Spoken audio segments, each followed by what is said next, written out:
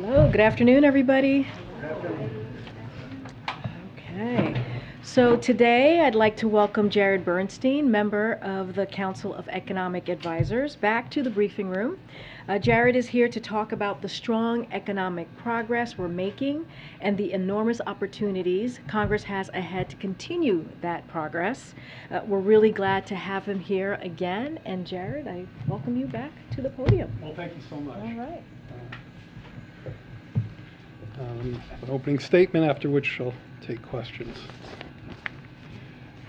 President Biden, who grew up in a family where the price of gas was a kitchen table issue, has elevated easing price pressures as his top economic priority. And we economists think of this in terms of inflation, inflationary expectations, interest rate changes, a vast array of complicated concepts and measurements. But the fact is that it comes down to affordability and the need among American households for a bit of breathing room in making ends meet. Therefore, we're very happy to report that the current drop in the price of gas, down 50 cents per gallon over the past 34 days, is one of the fastest decline in retail gas prices in a decade. At current prices, the average American driver will spend about $25 per month less on gasoline than they would have if prices had stayed at their June peak. Economy-wide, that means American drivers are saving around $190 million each day from lower gas prices.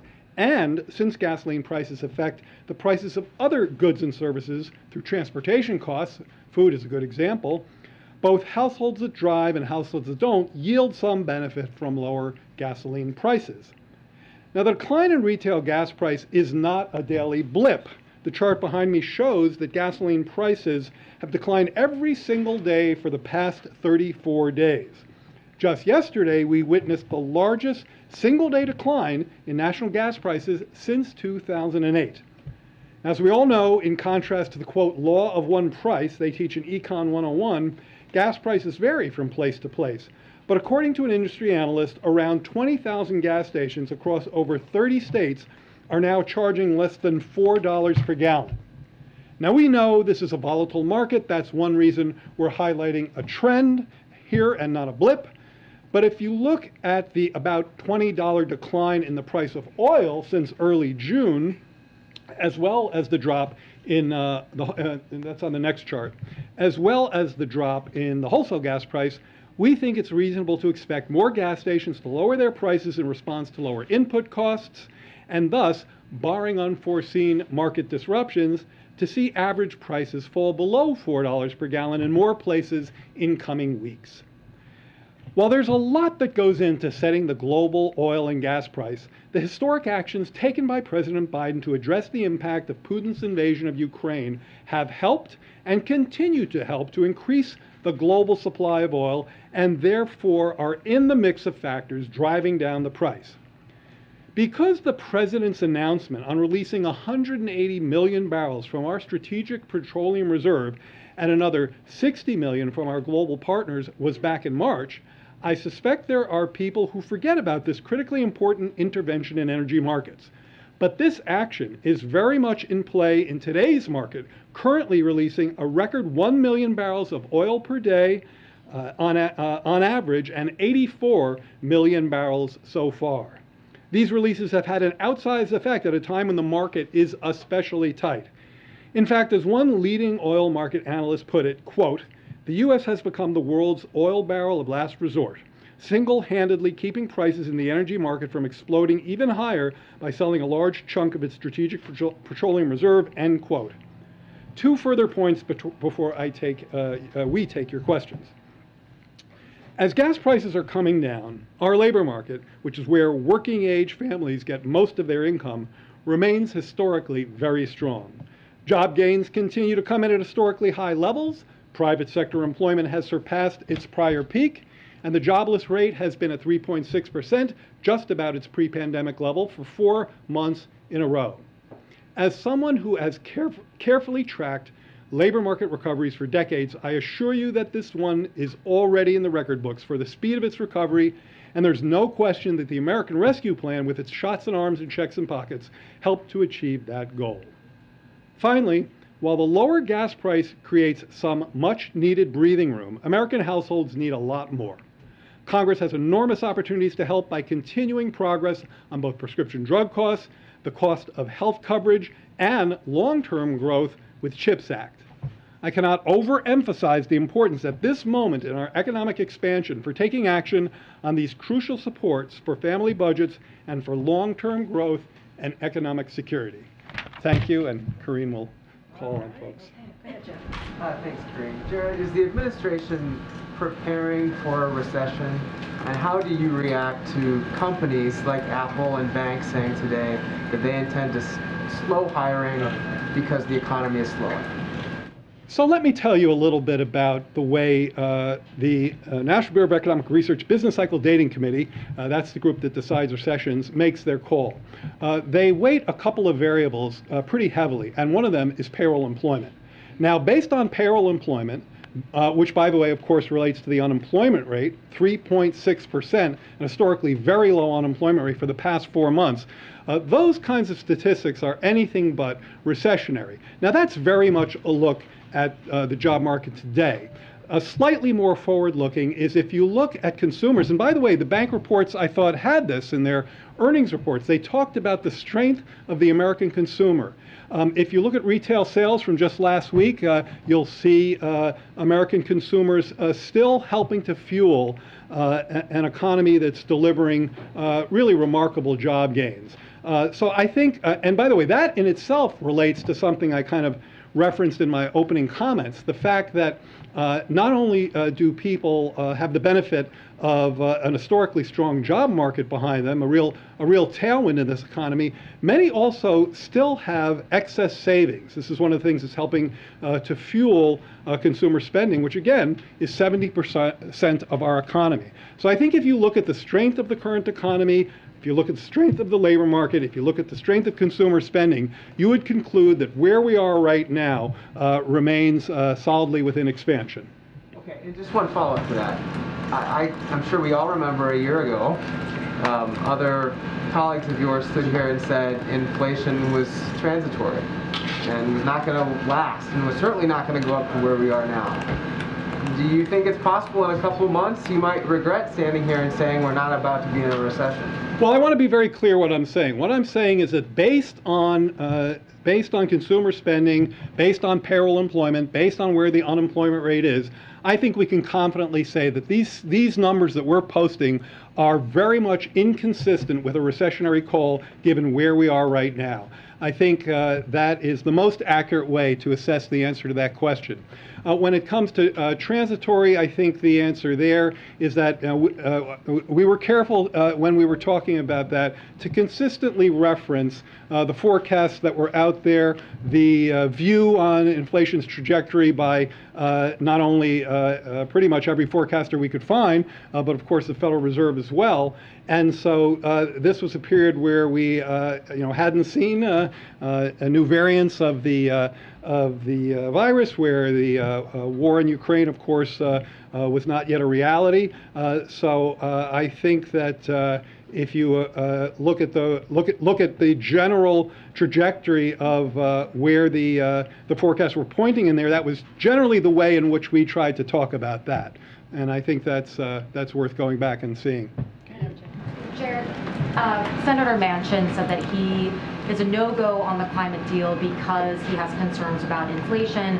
Is there a scenario where you all try to wait for better inflation news and then try again on that front? Well, let me just start by saying, better inflation news. I mean, that's again, getting into a level of forecasting that I'm not going to do in this period of uncertainty. What I can very much assure you, though, is that the price of gas is considerably lower in July than it was in June. And this is something the president referenced when the June CPI report came out. We're talking about, as I mentioned in my opening comments, a situation where the price of gas is falling at about the fastest rate it has in a decade, and where more than 20,000 gas stations now are selling gas for less than $4 a gallon. That will show up as some easing of prices. I think when it comes to reconciliation, the president has a view that was very clearly laid out in a statement last Friday. He will always follow a legislative path to get the deal done for the American people, to deliver the kind of relief, both near-term and long-term, that he came here to administer. But if part of that legislative path to reconciliation closes, we have other options. We can certainly pursue reconciliation with two critically important policies: lowering the cost of prescription drugs and lowering the cost of health insurance premiums to folks who get that from the exchanges. Particularly on those are both really important. Let me say a couple words about them. When you're talking about the exchanges, you're talking about 13 million people who are looking at a potential increase in their average premiums of $800 a year. Now, the Center on Budget, where I used to work, did a calculation showing that for a couple 60 years old with $45,000, so not rolling in dough exactly, failing to extend these enhanced premiums would raise their premium cost by $1,900. Now let's talk about prescription drugs for a second. Presidents from both parties have long tried to accomplish this critically important measure to stop prohibiting Medicare from competing in the market, to lower drug prices for our seniors. Now, I think you have to ask yourself why it is that in other countries, people pay 2 to 3 times less than we do for the same drugs. The same pill costs 2 to 3 times more here than it does there.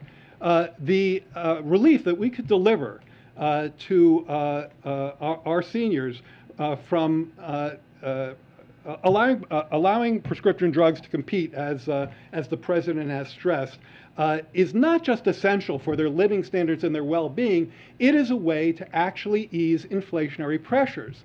So this is a very clear choice of whether you stand with Big Pharma or whether you stand with American seniors in the Medicare program, which, by the way, will be $100 billion better off over 10 years if we can achieve this in reconciliation. Now, the Democrats appear to be aligned on that, and that along with the premium coverage would be an absolutely huge win for reconciliation. Thank you. Following up on Jeff's question about transitory inflation, I'm curious what made the White House realize that the phrase was inaccurate and also politically problematic? I think it has to do with the, I'm going to use economics, with the periodicity, which is, see, this is why you do a better job than I do. I think it has to do with the ambiguity about the length of that word. Is what it has to do with. I think it has to do with the ambiguity about the length of that word. Some people hear transitory and they're going to think weeks and months. Others hear transitory, particularly probably economists who are used to the broader ups and downs of cycles, and think longer periods.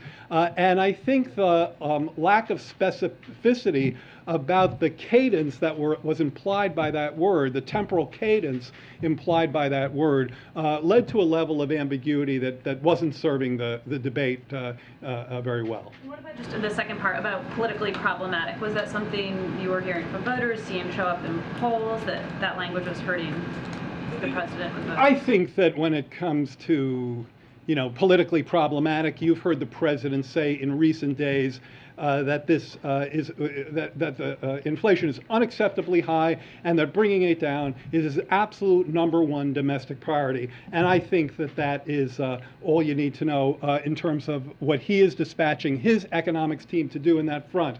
Now, I also think, and let's not lose this because I think it's really important today, this is why I tried to focus in on my comments at the top, is that his actions, this is not just forward-looking. It is, but it's not just forward-looking. Actions he has taken thus far are providing real relief to the American people, okay? His release of oil from the strategic reserves, his increase in E15 ethanol, these are not the only reasons that the price is behaving as you saw in those charts, but they are in the mix. The president's actions taken thus far are helping to provide real relief, real breathing room for the American consumers at the pump. So this is not just an aspirational a goal of this president. This is something he and his team are actively working on. Good. In the back. Thank you, sir. I have 2 questions. The first quick one is, I guess, does the council have an estimate for how much the administration's regulatory changes have combated or contributed to regulation, to inflation thus far? I think in many ways we've been talking about a lot of that already. I mean, I just mentioned the E15 ethanol waiver, so that's a waiver that helps increase the supply of gasoline, particularly in the Midwest. I think certainly if you broaden sort of the regulatory scope to consider executive actions and rule changes, you see a lot more. I mentioned the strategic reserve release. We haven't talked about this yet, but the president has made real progress in helping to ameliorate food price pressures through issues that include double cropping, taking action on fertilizer prices, ocean shipping. So all of these are actions that he's taken. In some cases, they've involved legislation, but in many cases they haven't. And then my second question, tomorrow marks the 1-year anniversary of President Biden insisting that high prices and inflation, in the president's words, were expected to be temporary. A lot of my colleagues have asked similar questions, but I'm wondering how much faith can the American public put in future White House assessments about the economy, about inflation, after they saw that inflation number increase month after month and before the Russian invasion? Well, let me say 2 things. First of all, I tried to answer as fulsomely as I could some of that, part of that question earlier. But let me ask you to focus on what we're trying to talk about today, which is something that is happening in the here and now. The chart's not up, but that first chart, which we can certainly make available to you, that shows we're not talking about looking around any corner here. We're talking about what has happened in the past 34 days to prices at the pump. They've fallen 50 cents, and you heard me go through some of the numbers in terms of the relief for American drivers. At the same time, we are not stopping there, okay? This is nothing close to a victory lap because we have much more to do to achieve the president's agenda of helping families get some breathing room in this tough environment, which is characterized by, of course, such highly elevated prices. Now, if you can help people with prescription drugs that cost 2 to 3 times less in other countries for the same pill, if you can help a 60-year-old couple with a $45,000 income not have to pay another $1,900 to get their insurance coverage, you are accomplishing the president's goals. Now, to do that, we need Congress to align and work with us. And Democrats, many Democrats are there when it comes to prescription drugs. This is something that President Trump said he wanted to achieve, and he didn't get there. This president is pushing hard to achieve that goal. One last point on this. I've talked about mostly near-term relief because that's so important for families who are seeking a little bit of breathing room right now. But there's another piece of legislation on the docket, and that, of course, is CHIPS. And this is something that has had real bipartisan support. I believe an earlier version got 68 votes in the Senate. I think it is absolutely and critically important for this nation to invest in domestic production of microprocessors.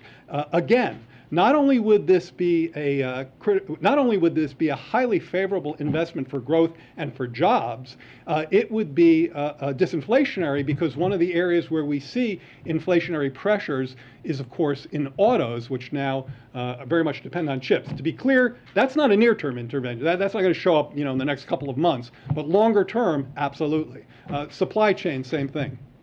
Having it both ways, Jared, because when the gas prices go up, it's got nothing to do with the president. When we see some decline, you want him to get the credit. Look, I think that there's no both-way thinking here at all. I think that there has been a consistent, I think, pressure on this White House to try to do everything it could to ameliorate inflationary pressures, and the president has reacted from the beginning, talking about how this was such an important priority to alleviate these pressures on behalf of the American people. So what did he do? He put his head down and got to work and got us to work to do everything we could to achieve that goal. He then presided over the largest historical release of barrels of oil from the Strategic Reserve, 180 million barrels. Then he talked to global partners to get them to kick in another 60 million. So it was Putin's fault.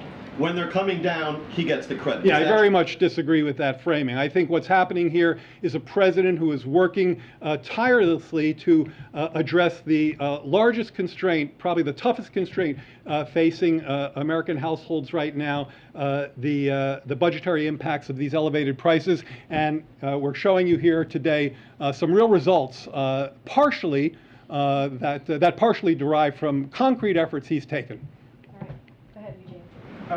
With the different economic data releases we've seen, they aren't really consistent with each other. So out of all the choices of indicators, what does the administration see as the most important indicators for how the economy? That's a great question. So there is no most important indicator. At the CEA, yeah, a group of it. So at the CEA, we just look at all of them.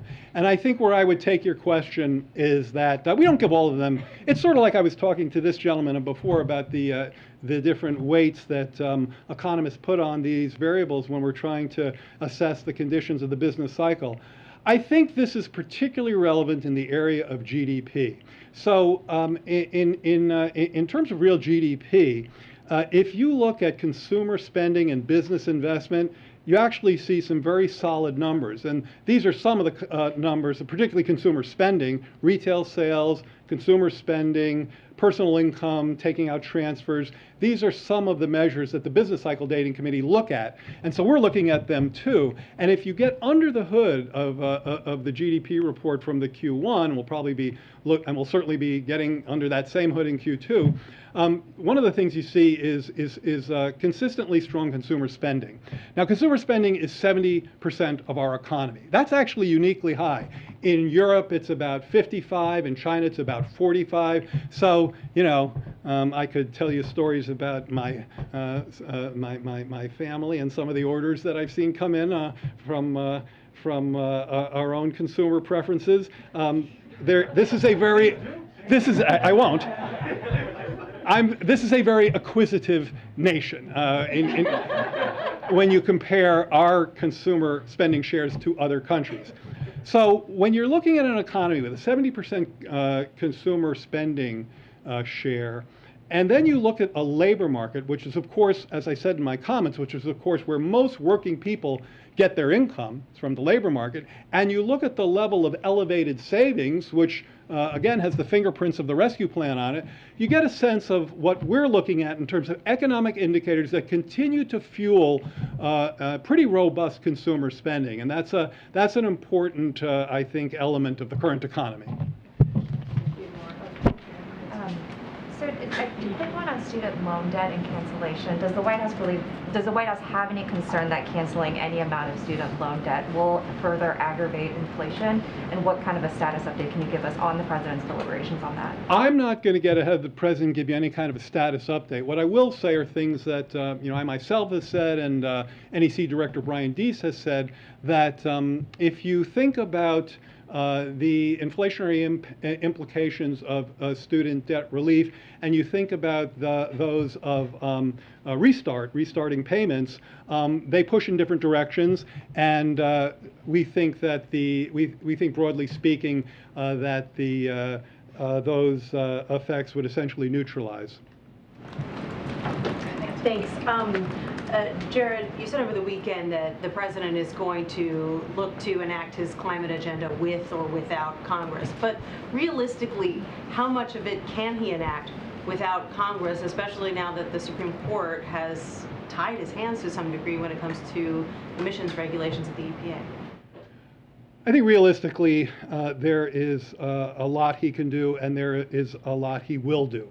The president will aggressively fight to attack climate change because he knows it's one of the reasons he's here, and it is absolutely core to transitioning from where we are to where we need to be. Now, I think I've given you a fulsome sense today of that both of the sides of that transition are important. Affordability at the pump, yes, but we also have to plot a path to clean energy. I said over the weekend that it's kind of unfathomable to me that that one wouldn't appreciate this urgency. If you look at the costs to our economy of floods, of droughts, of fires, if you look at the global economy and you see the kinds of heat waves that are occurring right now, scientists will tell you all day that this very much relates to global warming.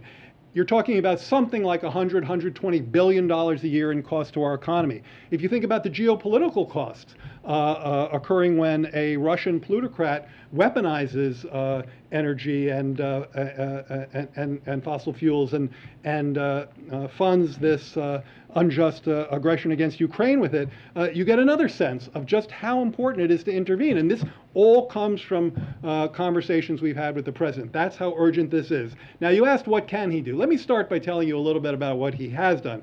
He has taken unprecedented action already to tackle the climate crisis. He's invoked and this is non-legislative, he's invoked the Defense Production Act to make more clean energy in America. He's jump-started the offshore wind industry. He has set the strongest emissions standards ever. And it is our firm belief that he can and will continue to do so if the legislative path is closed to him. But he will also pursue that path as well. And that this is how important and urgent it is to him. So then why do you think that, you just laid out the costs of inaction. Clearly, Senator Manchin believed that the cost of action was too high in the face of high inflation.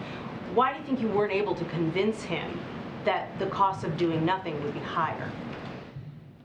I just don't have a great answer to that question. I mean, I think what we can do, and I hope I've been a little bit convincing here in my conversation, but I've worked for Joe Biden for a long time, and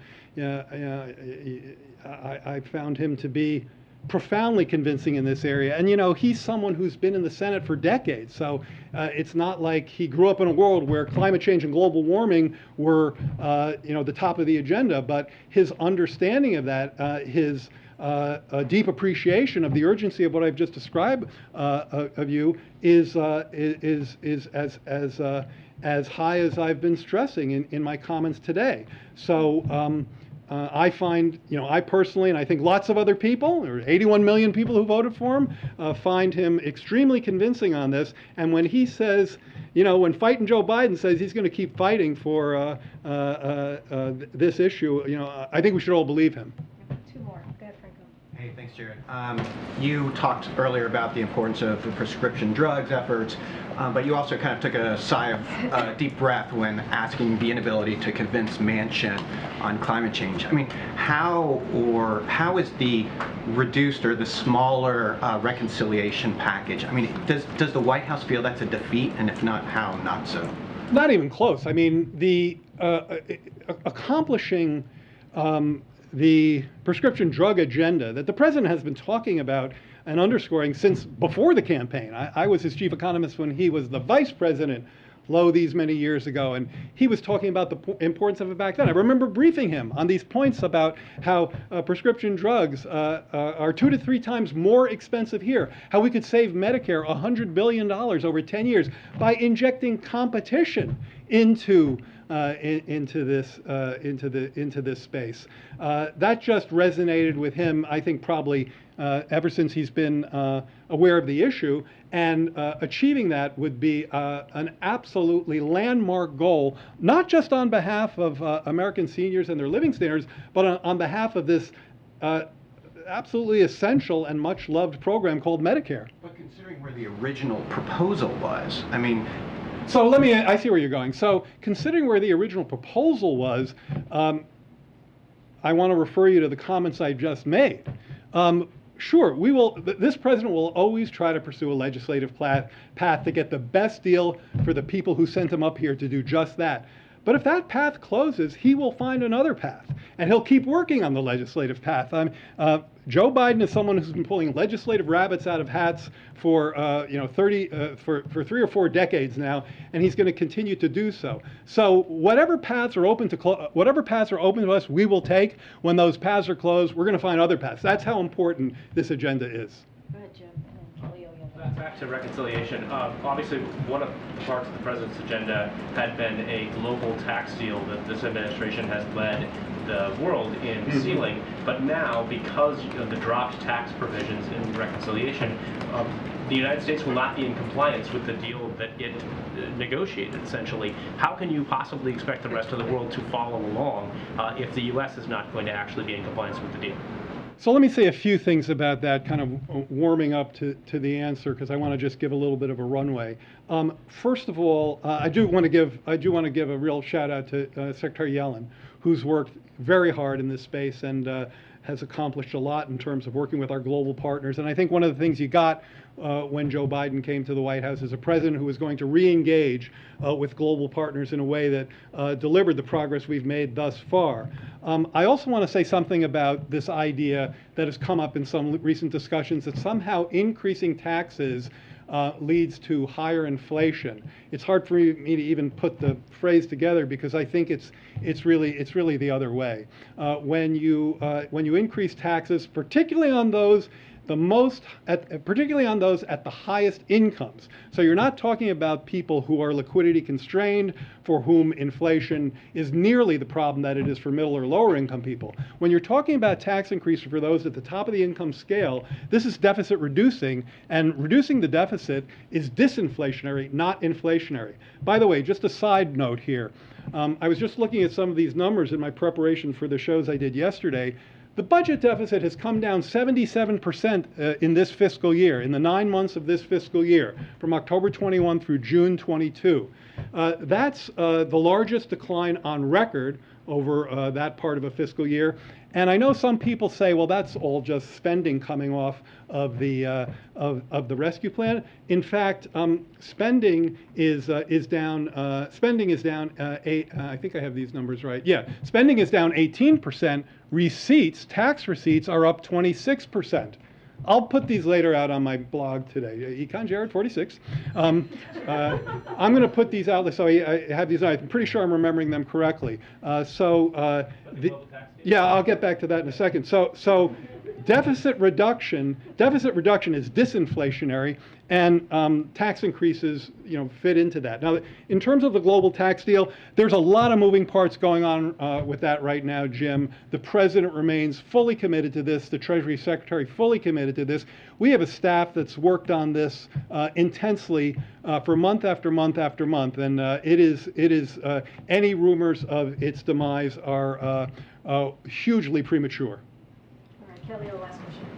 I have one quick follow-up and then one question. On the issue right off the bat that Jeff asked about preparing for a recession, understanding that you made it clear that you don't see those factors, how important is it for you to give the president guidance on what could trigger a recession so that he can take action? And then secondly, what have you learned from your national security colleagues about what came out of Saudi Arabia and how that might affect gas prices and your expectations on what OPEC and others might do in a few weeks? In a few weeks is what the president had said. Let me start with the second part of your question. We saw Saudi Arabia say it would work to increase its capacity for oil production, and I'd refer you to them for more information on that. Remember, they're a key member, of course, of the OPEC cartel, and as the president said, we welcomed their decision, OPEC's decision, to increase production by 50% above what was planned for July and August. So that's already in the mix. Now, in terms of keeping the president abreast of these issues, one of the things we do at CEA, I don't know how this is one of the ways we spend a lot of our time, and I suspect folks know about it, but just so you know, is that every economic report that we get, we write up and we put it in the president's book. Industrial production, GDP, jobs, inflation, every retail sales. We and particularly Chair Cecilia Rouse of the CEA are in very close contact with the president and the senior staff, always updating him on economic conditions. So there's nothing I've told you today that he doesn't know. And so in terms of his preparation for the potential of a recession, he's getting advised on that on a day-to-day basis. He is getting full information, just as I hope I've given you today, on current economic conditions and anything we can see around the corner. Okay, thank you so much, Thank you. Jared. Thank you for your time. My pleasure. We kept you long. Thank you. Thank you, sir. Thanks. All right, come back anytime. Okay. I forgot to. Right? I agree. I agree. And welcome back to everyone who traveled with us to the Middle East. Okay, I have one thing at the top, and then we'll get going. So I want to call out a few reports from over the weekend that illustrate exactly what we are talking about when we say the impacts of the court's decisions are devastating, extreme, and threaten women's lives. This is the court decisions on Dobbs that came down almost 3 weeks ago. These reports also pull back the curtain on what some elected Republicans officials are trying to do by taking away your rights, taking away freedoms, and taking away privacy. First, before Texas extreme abortion law took effect, it was reported that one woman there received a standard procedure for a first trimester miscarriage. But after the extreme law, it was reported that when she had another first trimester miscarriage, the same hospital wouldn't perform the same standard procedure. Instead, they sent her home. They told her to return to the hospital only if her bleeding was so excessive it filled the diaper more than once an hour. This is outrageous. Now, another report we're hearing, Republicans in Congress, more than 100 of whom have already said they're in favor of a nationwide abortion ban, are being urged by extremist groups to focus on instituting such a ban at the federal level. So I want to repeat that again. A ban at the federal level, not just state by state. So this would criminalize doctors and other healthcare providers who provide abortions in every state across the country. It's becoming clearer by the day that congressional Republicans want to strip away rights, starting with a nationwide abortion ban and moving on to marriage equality and contraception. With that, I welcome you to your first time in the APC, right? All right. A couple quick questions on the Saudi trip, and I'm wondering if the president believes that the trip was a success and worth the criticism that he faced domestically. And also, following up a little bit on Kelly's question, when precisely will Americans start to see tangible benefits coming from the trip? Is it the next OPEC Plus meeting? The president did seem to indicate something in the coming weeks. So just going back to starting with your last question first, and Jared basically touched on this, which is we have to remember in early June, OPEC Plus, which is Saudi Arabia clearly chairs OPEC Plus, made that announcement that we welcomed about increasing their production 50% in July and August. The conversations that the president had in Saudi Arabia in the bilateral meeting that he actually read out, as you all know, in a press conference that same Friday in Jeddah, they talked about energy securities, and Jake Sullivan actually said this as well: is that we will measure success in the next couple of weeks. We anticipate to be an increase of production, but again, it's going to take the next couple of weeks, and that will be up to OPEC Plus. And also, the president has talked obviously a lot about his support for a free and independent media, and I'm so wondering why the U.S. press did not get access to that greeting between President Biden and the crowd press, and we had to rely on Saudi state media for the images of that fist bump. So first thing, because I do want to touch, you asked me another question about what we believe got done. So let me just read off a couple of things there, and I'll get to your most recent question there. So so that folks know, Saudi Arabia announced it will open Saudi airspace for flights to and from Israel, a historic decision that will pave the way for a more integrated, stable, and secure Middle East. As you know, when Jake Sullivan and I gaggled on the plane when the president flew from Israel to Saudi Arabia, that was a historic flight. So just want to make sure that we acknowledge that. The GCC +3 pledged billions to address food security resulting from Putin's war against Ukraine. Saudi Arabia committed to support global oil market balancing for suspended economic growth. This is what you were just asking me about. The United States has welcomed the OPEC Plus decision to increase production by 50%. On the climate crisis, which was also part of the agenda, we're collectively investing hundreds of billions of dollars in clean energy initiatives, increasing our climate ambition, and working together to diversify supply chains and invest in critical infrastructure. And we're doing everything possible to extend and strengthen the UN mediated truce in Yemen, which is the first one in 7 years, where 70,000 Americans work and live. And so, again, we're seeing the longest peace in that there in Yemen in some time. To your first question, look, we, as you know, we do everything that we possibly can when we go to a host country to make sure that you all have access, that there is transparency, which is why you heard from the president directly, and he held a press conference that Friday in Jeddah, as I just mentioned, so that he can read out himself what occurred in the bilat, and also you all were able to ask questions. Sometimes it is not perfect, we understand that, but we want you to know we do everything that we can to make sure that you all have access. We did that with the bilat by having a pool spray at the top, and other meetings as well. So we do our best. We want to make sure, again, that you guys hear from the president directly. You get to see what is occurring in some of these meetings that are happening, and we will continue to make sure that we make that a priority as we continue to do our travels. Okay. Thanks, Karine. Does the president, now that he's back from Saudi Arabia, does the president still believe that Saudi Arabia and the Crown Prince should be considered a pariah, or did this trip change his view about that?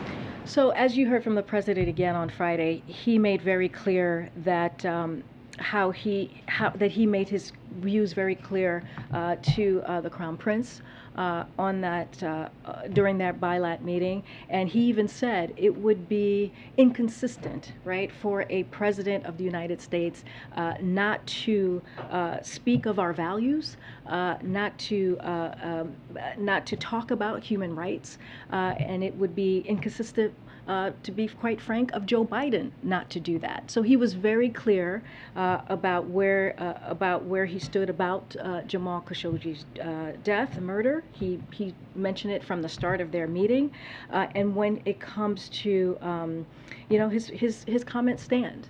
He has been pretty clear about that, about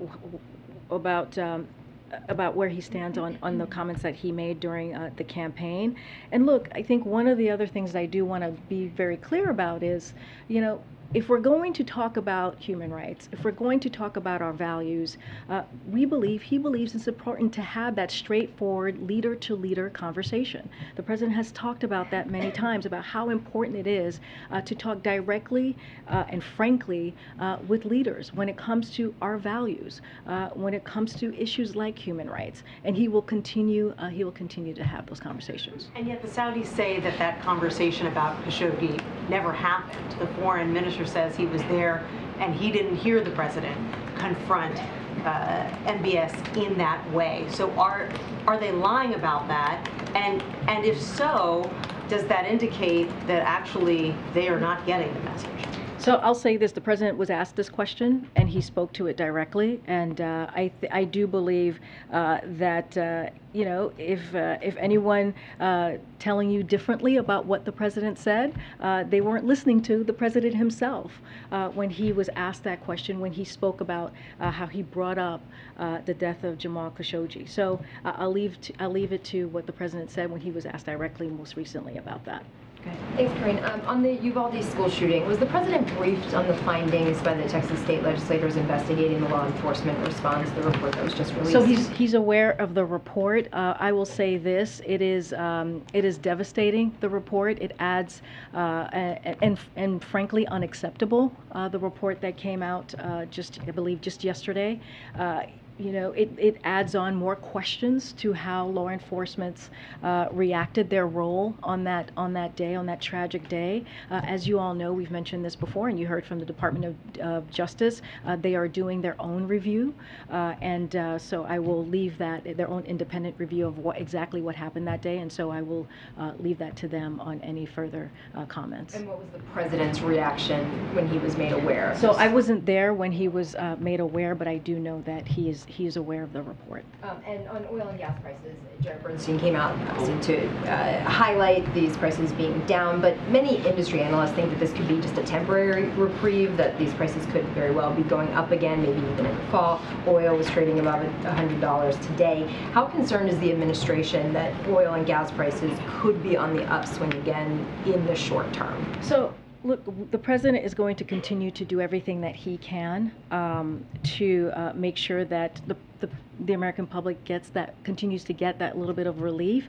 Look, what we're seeing here today, what we're seeing in the last 34 days, and that 50 cents, now we're seeing 50 cents on average per gallon that has come down. We see in 30 states across the country, we see we see gas at $3.99.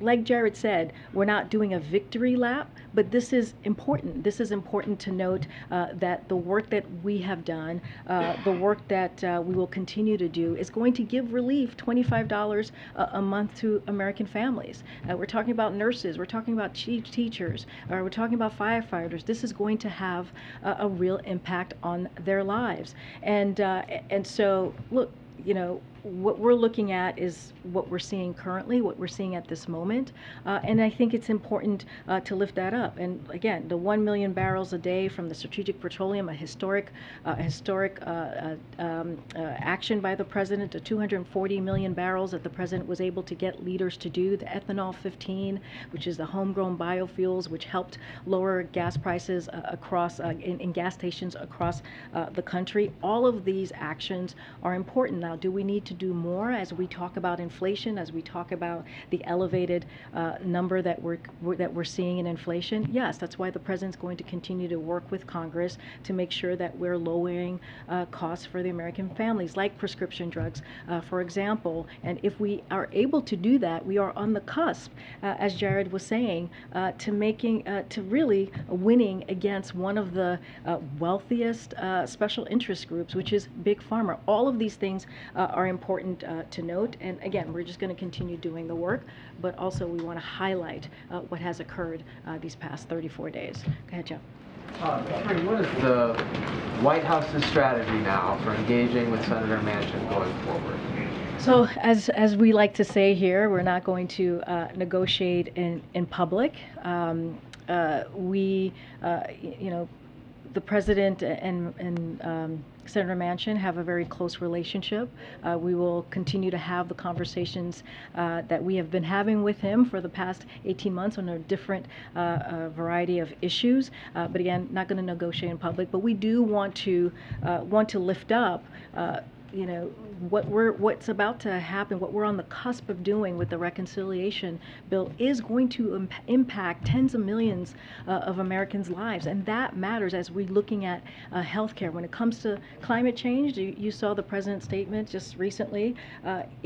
If Senate doesn't act on that and doesn't take action on climate, he has a contingency plan, which is using his executive authority to make sure that we take on climate change in a way that's going to be effective. I don't have anything to read out to you on that particular action, but again, we're not going to negotiate from here, and we're going to just continue to make sure that we deliver for the American public. Do you feel like Senator Manchin led the White House on with regard to climate?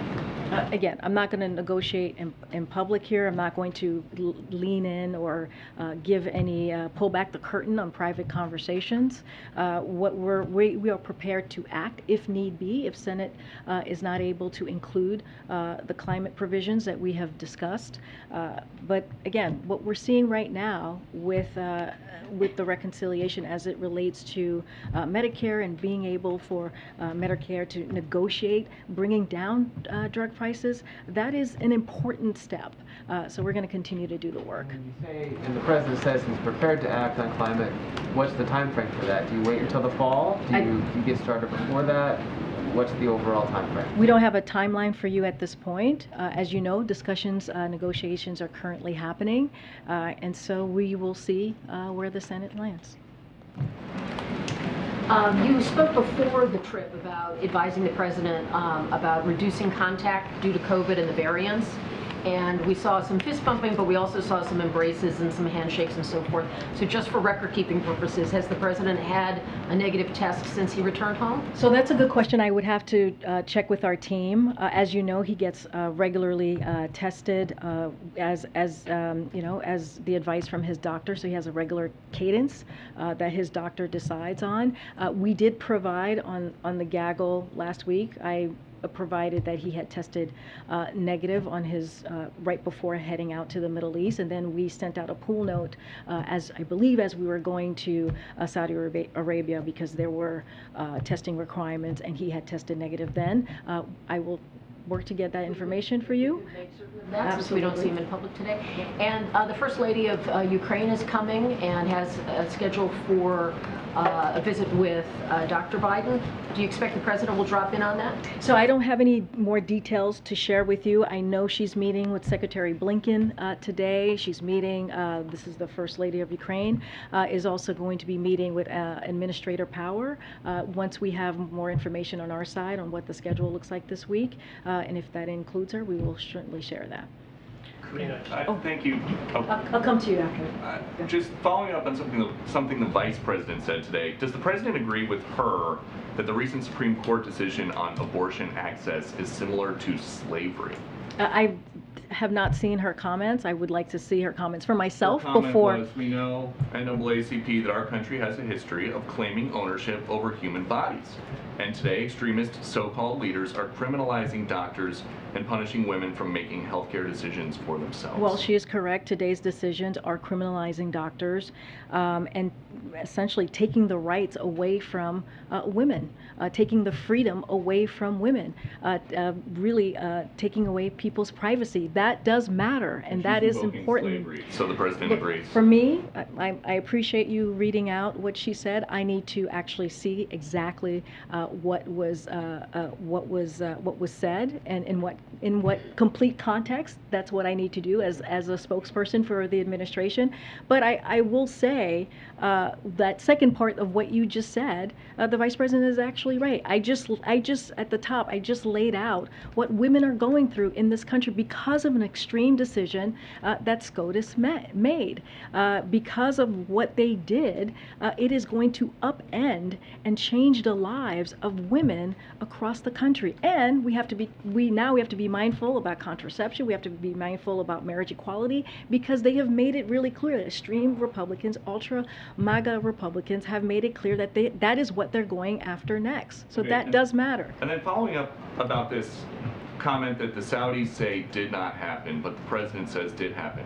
Did you personally hear the President raise the issue of Khashoggi's murder with MBS? I trust the President. He made those comments as you heard directly from him during the press conference, and he said at the top of the meeting he mentioned Jamal Khashoggi, and so you did not hear him say that. I am just saying to you that the President himself, I was not in the meeting to answer that question, but the President himself said and laid out very clearly, and just to be clear, that press conference happened because he wanted to make sure that you all heard from him directly. That was the President's decision. He wanted to make sure that he read out what occurred in the bilateral meeting with the Saudi Arabia government. But so ultimately, we get back from this trip. There's no new peace talks in the Middle East. There's no new commitment to increase oil production in the Gulf. So what was the point of this trip? I just read out earlier, Peter, of all of the things that had occurred, that some of the do-outs or some of the things that we were able to get done during this trip. Look, let's step back for a second and talk about what the President was trying to do on this trip. If you look at this region, the Middle East, it's a critical region. The president, his intent was to make sure that there was not a vacuum in the region, so that you didn't have China and Russia stepping in, trying to fill that vacuum. And so it's important for the United States to make sure that we're having those conversations, direct leader to leader conversations, and that we talk about our national security, we talk about food security, we talk about climate change. All are issues that are important to the American family. And so as it relates to the oil production, I talked about, and Jared talked about what OPEC Plus did early in June. We are confident that we will be able to measure how the success of those conversations that the president had in the next several weeks. Why not insist on a commitment, though? He gets back with no commitment, and the price of oil per barrel shot up. Is that what the president wanted, to go there and have the price of oil more expensive? But again, we have seen gas prices go down in the past 34 straight days. Aren't they still $2 a gallon higher than when you guys took office, though?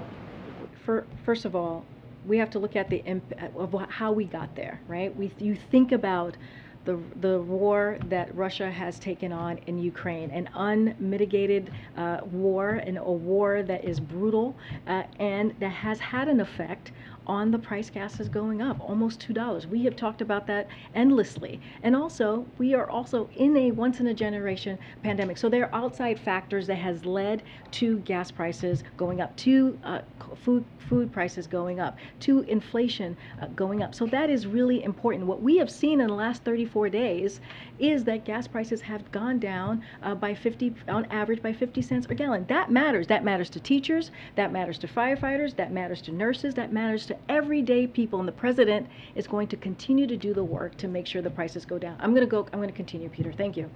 Well, actually, let me try and go to people I haven't called on. Go ahead, Jenny. Thanks.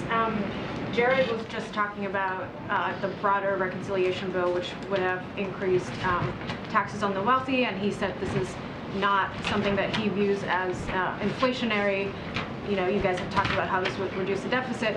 So with Senator Manchin saying his exact, concern with doing a bill like this is inflation, does the White House regard that claim as credible? So I'll say this. We have heard from economic experts out there. We have heard from even Jason Furman, folks who are critical of us, who have said said the opposite, that the president's plan on reconciliation will actually bring down inflation, an anti-inflation bill, if you will.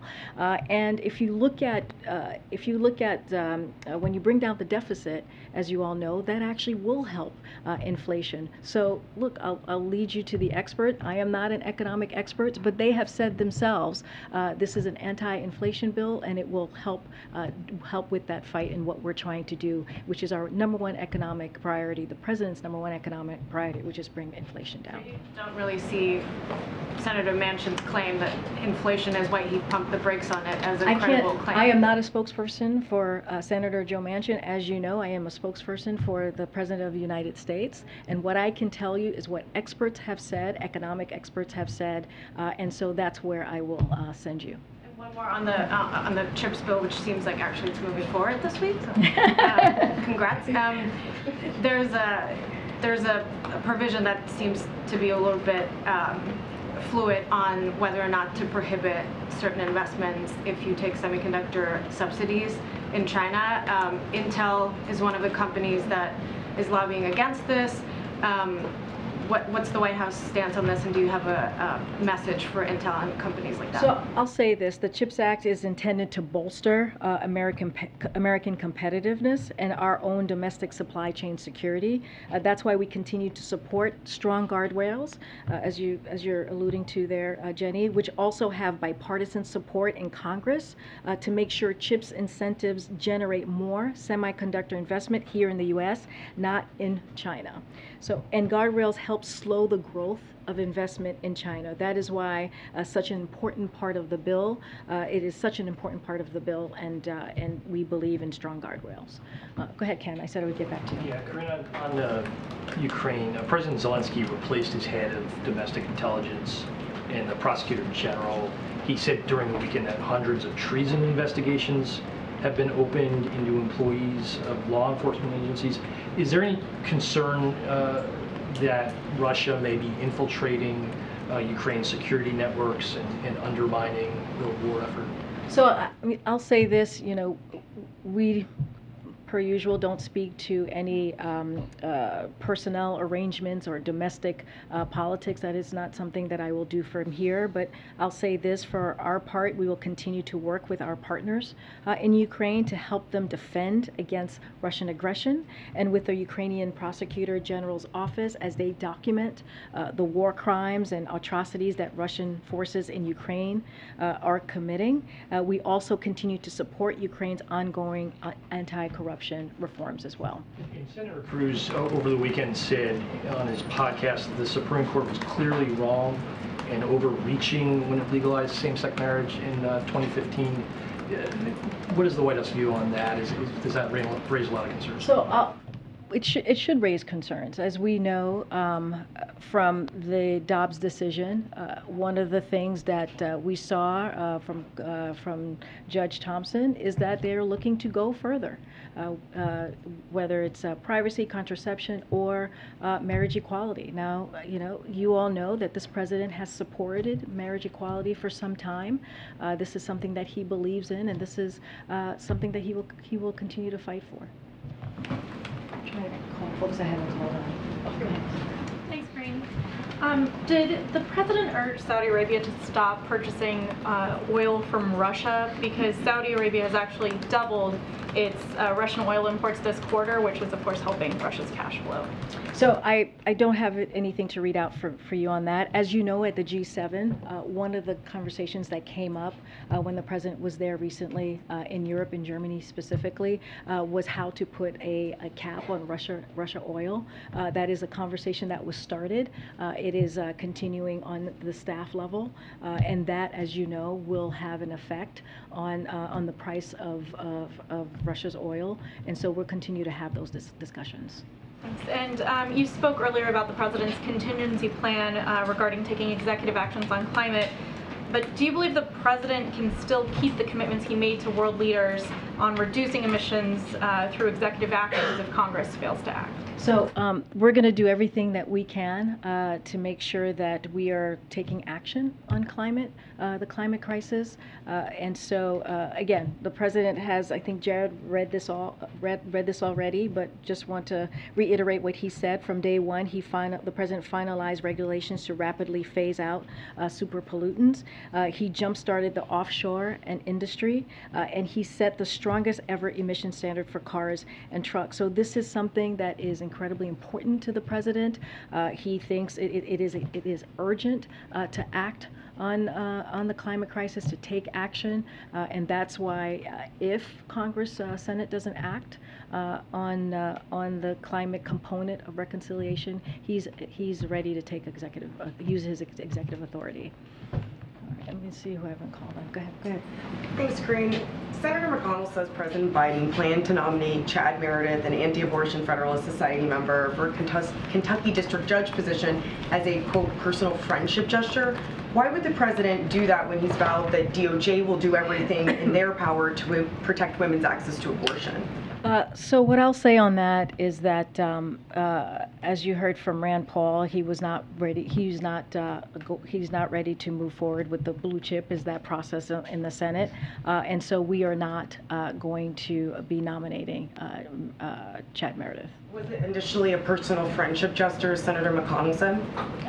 That part of your comment is not something that I'm aware of. I'm just telling you where we are currently at this time. Generally speaking, why was the president planning to nominate Mr. Meredith in the first place, given that he has said that DOJ would do everything in its power to protect abortion access for women? Well, that doesn't change anything. DOJ is going to do everything in its power. You heard directly from the president about that. You heard he signed an executive order on what DOJ is going to do and and formalizing what DOJ is going to do and formalizing what HHS is going to do. That is something that the president is very much committed committed to, and certainly is not going to back away from that.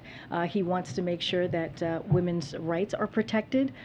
Just talked about what could happen next, which is a national ban on abortion, which would be devastating for so many women across the country. We talked about what else Republicans are thinking about doing when it comes to contraception, when it comes to privacy, when it comes to marriage equality. And this is a very serious time, and we need to make sure that we are paying attention to what potentially could be happening next. And so, again, I don't have much more to add on your question. Okay. Thank you, Karine. Is the administration in touch with the authorities in Ghana? I know Ghana declared today their first ever outbreak of Marburg virus disease. Is the White House in touch with them? Say that last part, the what disease? Marburg is called Marburg. Okay, let me go back to the team and get more info for you on that. And then what's your strategy in reassuring the international community that yes, the president met with the killer of Saudi Arabia, but the U.S. remained committed in human rights? Well, so this is what I said earlier to someone who asked me. The president believes that it is important, as we are talking about human rights, as we are talking about American values, it is important to have those frank and direct conversations with leaders and be very, very clear on where we stand as a country. This is what the president, you heard directly from him when he held a press conference in Jeddah, as I've stated many times at this point, this afternoon. He made that very clear. He spoke directly, he spoke firmly, and that is a continuing conversation that he is going to have. Human rights issues come up frequently when he is meeting leader to leader. That will not stop, that will not end, and this is something that the president has been committed to for his entire career. Okay. On the same topic. Thanks, Karine. Just picking up on climate, you mentioned that there's no timeline on the administration taking action, but does the administration have an executive order or executive plans ready, or does there need to be a process to consult, to plan? I mean, how far along are you in the process? I mean, how have you been preparing for that? So I don't have a timeline for you at this time, is what I was trying to say. Look, I'm not going to comment on any specific action. I don't want to get ahead of the process, of the policy process, and certainly don't want to get ahead of the president. But the point that we are trying to make here is that he is committed to taking action on climate change, taking action on climate. But right now, I just don't have anything to share at this point. Is there anything you can share on how has the administration been in the process of preparing for this type of contingency? I'm not getting ahead of the policy process. One more. Can you just say when the president will announce his decision on China tariffs? Again, I don't have anything more to read out for you on China tariffs. Look, the way that it was handled by the last administration was it was bungled. If I'm going to be really honest here, it was not done in an effective way. China has not done their part, and so the president wants to make sure that his team is looking at every option, is looking at exactly how to move forward. We just don't have an announcement to share or anything to preview at this time.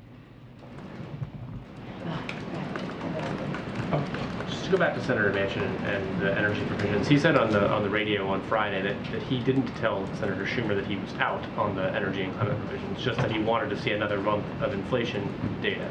So if it's such a crisis that the president is bent on dealing with, the climate crisis, why not wait another month to see what the inflation data, which the administration thinks will be better, look like, and see if you can get Senator Manchin on board for legislation? Is the president effectively saying he doesn't believe that the odds are good of that happening if you waited an extra month? Right now, the Senate is still in talks. They're still negotiating. And so the president has put forth a contingency plan. If that climate change provision that we have been discussing is not in that Senate reconciliation plan, he will act. But right now, we're letting the negotiations happen. We're letting that process continue. Again, we don't negotiate in public. But again, what we're trying to say here is the president is ready to act if needed. Well, because in his statement he said he wants a bill by August, which would seem to rule out waiting for Senator Manchin. Well, look, the process is still happening. I'm not going to get ahead of the president. We are, what is today, July? I don't even know, July 18th, and so we're going to let the Senate work on the reconciliation bill. Let them have the conversations and negotiations. Just not going to get ahead of that at this time.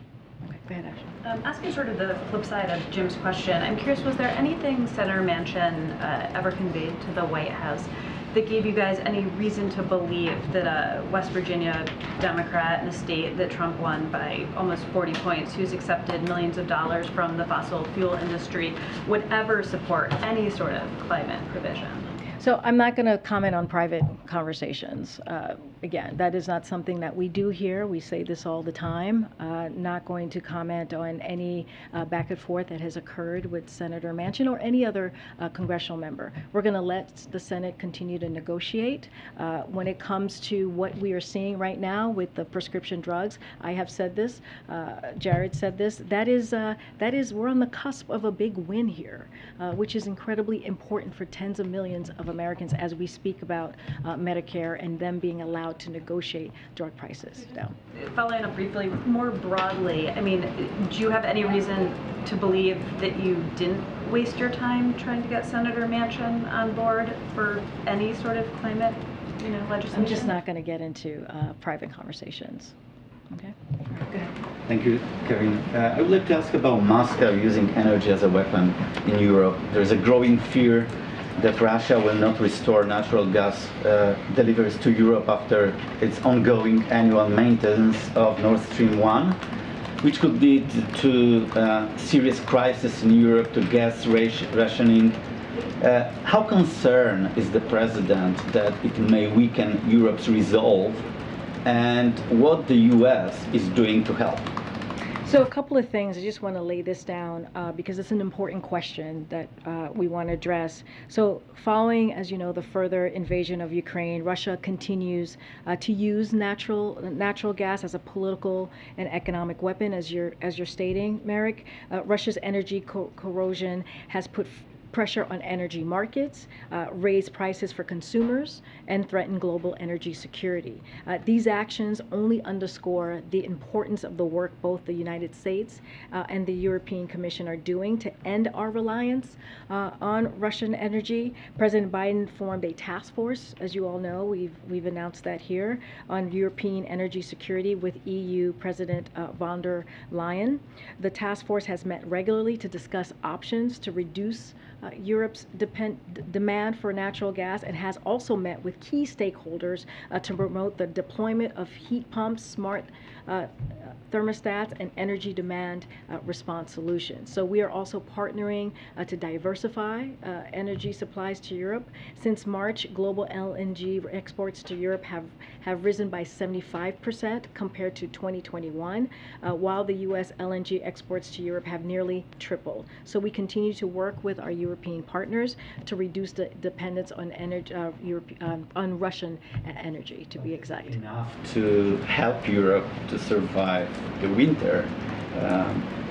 Russia may, at any point, any time, cut natural gas deliveries to Europe. It's real fear in Europe right now. No, we understand that. That's why we created the task force, and the task force is going to do everything that we can to make sure that we deal with the dependence that European countries have on Russian oil. Look, we have seen. I just laid out. We have seen some progress, and so we're just going to continue to work with our European partners. Okay. Thanks, Karine. So I'd like... No, I was calling the gentleman in front. Go ahead. On abortion, in 2 weeks, Kansas is going to vote. They're going to be the first state to vote on the abortion issue. How much stake is the administration putting on the result of that election, given the fact that, you know, they're going to be deciding? So can't speak directly to any specific elections. Look, the president has made clear when we talk about choice and we talk about where we are currently with abortion, when we talk about Republicans who are trying to make a national ban across the country, this is very serious, dangerous outcomes that we're facing with. And so the president has been very clear to make sure that Americans get their voices heard and take it to the ballot box. That is the way that we're going to see real change. That is the way that we can use our political power. He's going to continue to say that, but at the same time, do everything that he can, as from his executive authority, to what he can with the federal government to protect women. And then marriage came up earlier. The House is expected to vote on the Protect Our Marriage Act, I think tomorrow. How much work will the administration be doing to try and get that bill through the Senate, where it's going to face a much more difficult? So we support that act, and we applaud Congress for moving forward. As I mentioned earlier, when I was just asked a question about marriage equality, this is an issue that the president has been fighting for and speaking about for many, many years, and so this is certainly something that we support. Yeah. One of my colleagues at Political reporting today that the ACLU obtained and has since released records publicly from DHS that show use of mobile location data harvested from apps on hundreds of millions of phones. DHS was then able to use 336,000 location data points across North America.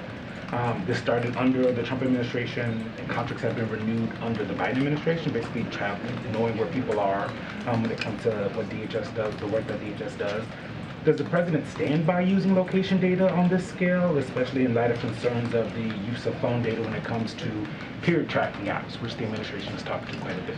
So I have not seen this data, so I need to take a look at it so that I can respond in a way that's fulsome and be able to answer your question. I just haven't seen that data, but I refer you at any more specifics on that. Clearly, I refer you to the Department of Homeland Security. How does the administration feel about using location data? Honestly, Eugene, in order for me to respond to your question, I just need to see exactly what you're asking me about and what the data is. I can't do that without knowing the specifics. And back to the firing of the prosecutor general in Ukraine.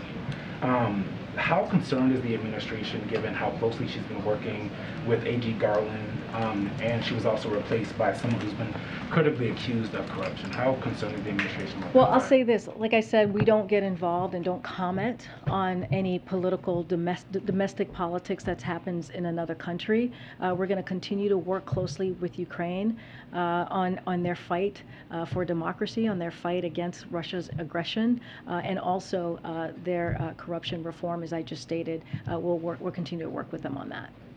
Okay. I'll take one more question. Without congressional action on climate, does the White House, does the president see any viable path for reaching his goal of the U.S. cutting carbon emissions in half by 2030? Say that again, I didn't hear you. Without congressional action on climate, does the president see any viable path for reaching his goal of cutting carbon emissions in half by 2030? So again, negotiations are still happening. And so we leave that to Senate and see exactly what the process is where the process is going to land. The president is again ready to act, ready to take executive authority, use his executive authority if that climate change provision is not included in the reconciliation bill. I'm not going to get into specifics or get into hypotheticals at this time, but we're going to continue again to just let the Senate work. MJ, I know you had a question. I'm going to let you go ahead and ask the question. Does he think that goal can be reached just using executive authority? Again, I'm not going to get into hypotheticals. Let's see where negotiations go. The president, as you know, as we have said, he is committed to taking on climate change. He thinks that it is urgent to do that.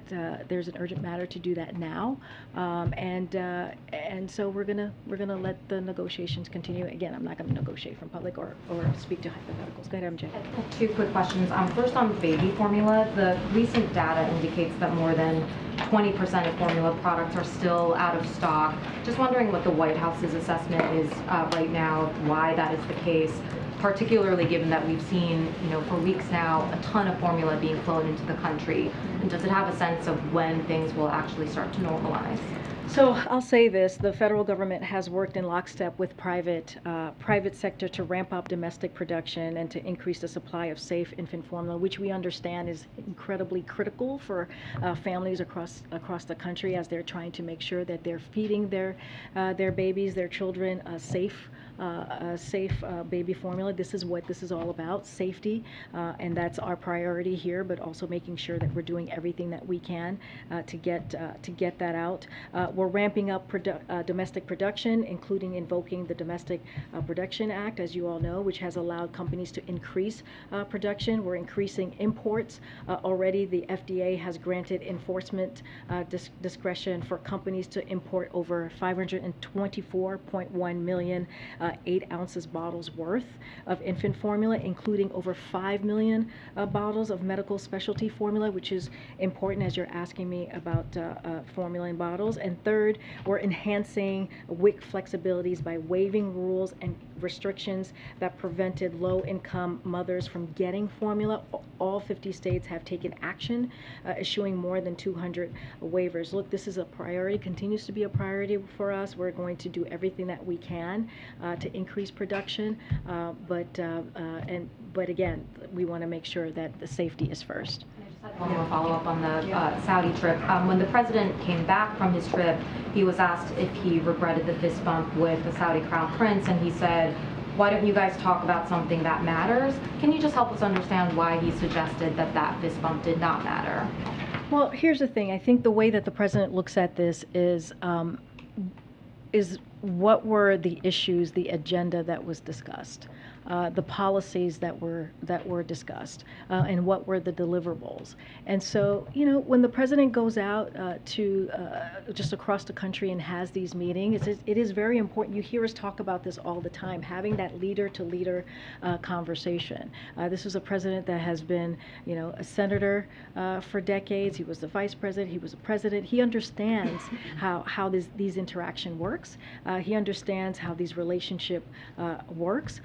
He has experience in it that he believes is incredibly critical and important. Look, again, when he went to the Middle East, it was making sure that there was not a void for countries like Russia or China to step into, to make sure that we were responding to Iran, right? To make sure that he had conversations not just with Saudi Arabia, but a dozen other leaders that were at the GCC +3, and not only that, he was in Israel right before he got to Jeddah. So these are important, he believes these are important policies that going to help the American public. That's what he's there for. When he goes out, yes, the region is important, yes, the region is critical. There's national security conversations that need to be had and other agenda items that need to be talked about, but also we're talking about the Americans' interest. We're talking about how important it is to make sure that we are delivering as well here domestically. And so that is the focus of the president. But on that comment, he does certainly understand why, for a lot of people, including Jamal Khashoggi's family or colleagues, that fist bump and that meeting with MBS mattered a lot, right? Well, I'll say this. The president he was asked directly about Khashoggi's fiance, and he you know, our hearts go out to her, right? Our hearts go out to his family, of course, and to his colleagues. Of course, we understand the pain that that everyone is going through. That's why when the president came into office, he released the Khashoggi report, something that the last administration did not do. This is a promise that he made to Congress. This was a promise that he made to the American people to do that. And he took it a step further to make sure that there was the Khashoggi ban, which is which deals with visa and travel. And that has been used more than 70 times. But we understand the pain that people are feeling. But he also wants to make sure, that we're talking about the policy, that we're talking about the agenda, that we're talking about what occurred that is going to help the American public as well. All right. Thanks, everybody. I'll see you tomorrow. Thank you. Thanks, Karine.